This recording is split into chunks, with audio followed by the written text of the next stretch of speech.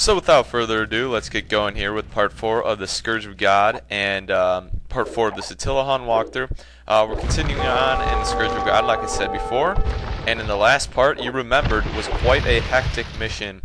Did not plan, or hectic video, did not plan on that hectic feel to it, but sometimes, I slip up a little bit. You gotta cut me the slack. You gotta give me the time to shake the rust off, because you realize rust does build over time. It's chemical reaction, people. Oxidation, or whatever it is, okay? Not a chemist. I'll try my best. So right here in the fourth part, what we'll be doing, bring these horses up here. I'm going to plop you back there. We're going to need them in a second and destroy these palisade walls. I forgot to show you.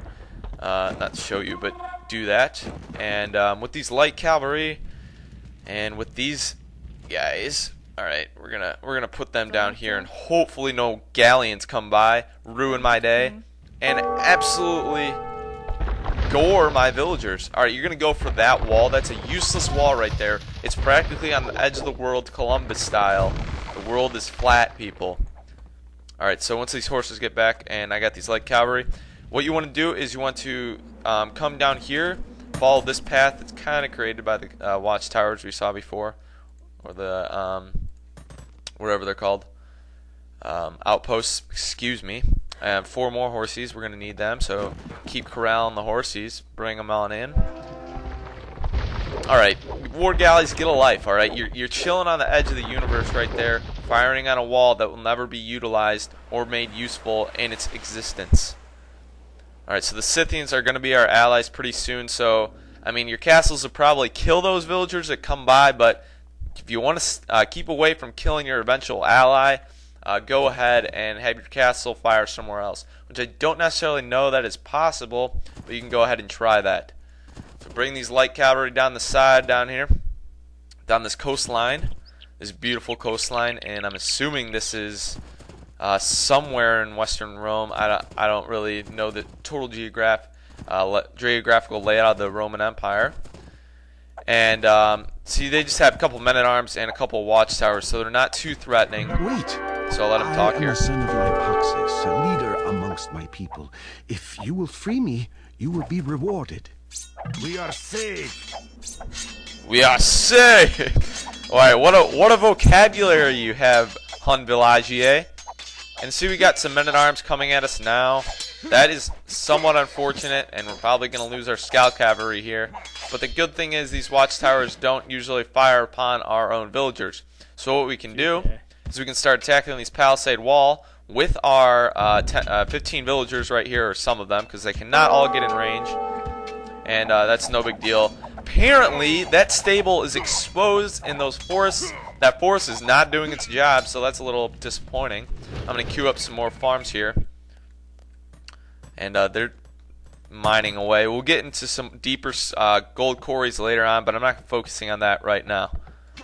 Alright, so once this palisade wall is destroyed, you can allow that scout cavalry of theirs to get over here and have a different entry point to leave this base.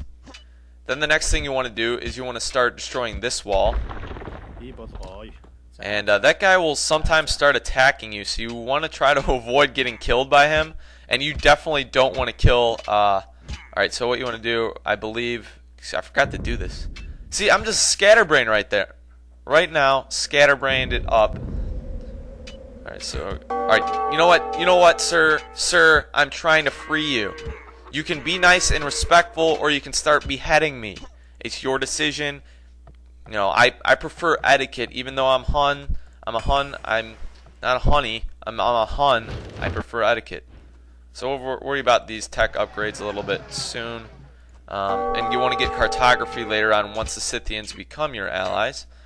And what you want to do is you want to pray that those guys don't come in here and take your villagers to town. You can build a couple watchtowers in here, but I don't recommend doing that, as this watchtowers might get drawn in to destroy your own towers.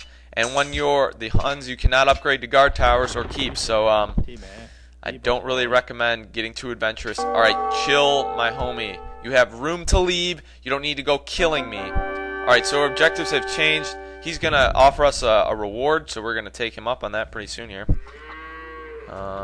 Where's Attila? There you are, chilling in the castle. Thanks for rescuing me. We nomads should work together. Perhaps if your leader Attila will visit our village in the west, our people can make an alliance. Oh, that For sounds now, great. a truce. I'd love to make a deal with you. I know the Huns historically are very known for their deal making, so I'm going to take my past history skill up on that, and I'm going to bring you a couple horses and Attila. So what they're going to do at first is they're going to say, alright, bring your king, bring your leader over here. We want to meet with him. I mean, they really don't meet with him. He's kind of just there in presence, which, you know, he does the speaking without really speaking. He's Attila the Hun. He's, you know, you see him. He's out in the distance, 100-yard radius. You're able to hear what he's saying. It's telepathic. So that's pretty cool. I like that feature of Attila. It's actually not true whatsoever. But, you know, we like Legends of Lore. Alright, so Attila, I don't know if you're taking the correct route. For a second, I thought I was going to have to be your navigator, be your taxi driver, and bring you out over to the Scythian camp. More than our gratitude, but we desperately need horses. If you could supply us with 10 horses, we will repay our debt of honor. Your debt? You don't owe me anything. I mean, actually you do. You owe me 20 Mangudai, so that's what you're going to get once you bring those 10 horses over to their base. It's a good deal. Plus, you're their allies, and the nice thing about that is that they're on stance with your enemies as allies. Or your enemies currently, the Persians and Western Roman Empire. Once you have the Scythians on your side, those guys will still treat the Scythians as their allies, but the Scythians will treat them as their enemies. So they'll do attacking for you. Plus, they won't get hit. And these guys are really being lazy bums and not helping themselves out. Mangudai. Alright, I'm going to have to bring my Hun commander out. Hun commander, be you cocky son of a mother, and go and take out that Mangudai. Alright, so I need to do something with that stable. Oh, you almost hit your ally. What are you going to say? I think he's going to retaliate and bring some cavalry archers. Oh no, cavalry archers. And pretty soon here, you know I had those idle villagers that were once gold miners. I will bring them over to a secret location that I know of, where I will get some stone and I will get some gold. So pretty soon here, you're going to start to want to research cartography, as that allows you to see everything that your allies have seen on the map. And the Scythians are quite the Magellans, so they have a lot of the map explored. So we're going to have completed that side objective, and Uwas at the wazoo. I hear a catapult. All right, you're not telling me you don't have enough range. Where did the Hun commander go? Where did you go? Oh, you're right there. I thought you went out in the distance somewhere. Mangudais are gonna hustle to this point, so you get your opportunity to use the Mangudais once more. Go back to the old days of Genghis Khan on that campaign, and Hun commander, you're taking quite some time. Alright, so is there anything else we can get from the university that would be helpful? We can get ballistics, as that will probably make it a little bit easier for us in terms of attacking any ships that come by or whatever for our castles. That allows you to hit moving targets more effectively. So once I get around to it, I'm going to start to work on that guy. And these guys are finally piling in here. I really don't care about these villagers at this point. I really can't build anything in this space. Maybe you have a better strategy to use them, but I really don't care too much about them. And another thing that's really nice is you realize there is a Persian elephant group over here. You can take them out, and obviously elephants are... Oh, that's a little glitchy. Our elephant's finally on good terms. Donphan has evolved from its fancy ways, and it's going to try to kill that cavalry archer. But because they're so slow, and their speed is painfully slow, you can bring your Mangudais or whatever cavalry archers you have and go in there and kill them. What is going on over here? Well, because you were picking your nose, and I'm pretty sure you got to reach your brain. You developed that skill, picking your nose technique, for so long you're getting gored by torpedoes. So I don't think that's very fun. And because of that, I'm going to have to build some more villagers up. But now that the Scythians are your allies, really nothing is too critical. The Persians will pretty much be locked in to their own base eventually as the Scythians bring their own units over to the Persian base and will kill any unit that tries to leak out of the Persian base. And obviously Western Rome has pretty subpar units, so you're not going to worry about them doing too much damage to your own castles or walls or whatever you're worried about them attacking. So once these elephants are done, you can bring them, your Mangudai, over here and garrison them up. As you know, though, once you garrison some units in a castle like Mangudai, you have increased firepower coming from that castle, so it's a nice addition. So we're going to set a rally point over there, and we're going to get a good amount of miners going as we want to get to that stone and that gold, and it's in an unexposed area, so it'll make it a little bit easier for us. And I need to know where Attila is, because I don't want him chilling out in the open and getting his crown. There he is. He's getting lung disease over with the rest of those farmers. Blacksmith, what are you doing? Plute in the air. What is this? Alright, you're still working on that?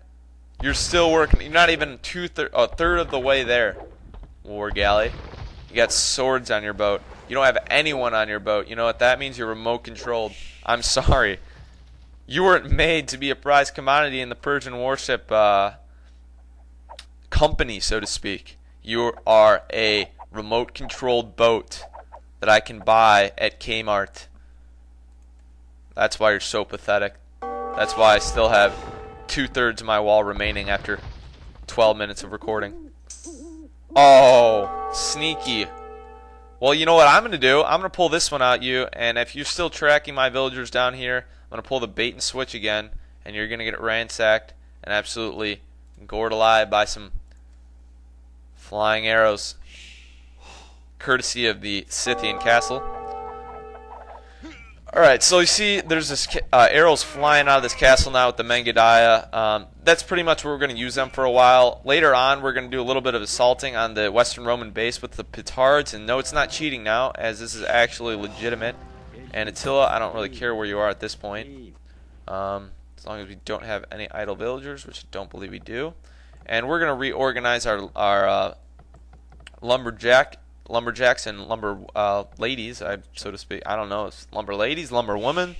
I like the lumber ladies, a little alliteration. So we're going to use the plentiful wood that we have back here and do a little chip chopping away.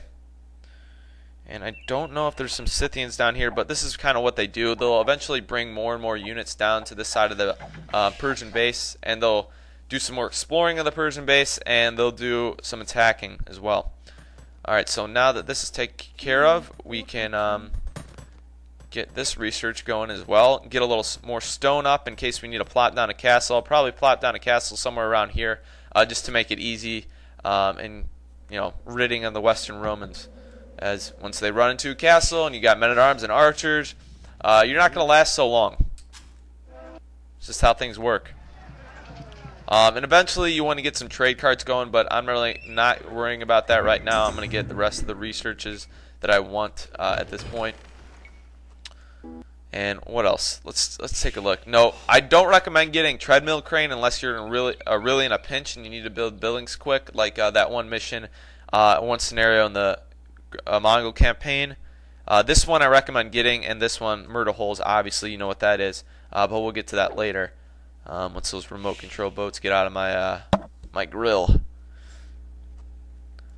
So this is about it for the fourth part. We got about a minute left here.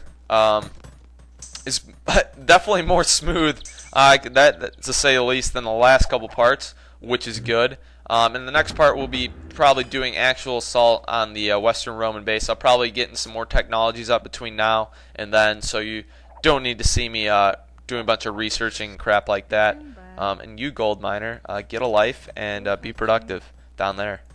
I know I'm a slave driver, but I don't think you have much motivation in yourself. And Scythians, I would prefer that you help me out with this war elephant, because I've heard that villagers don't fare well when matched up against war elephants. Just word of mouth.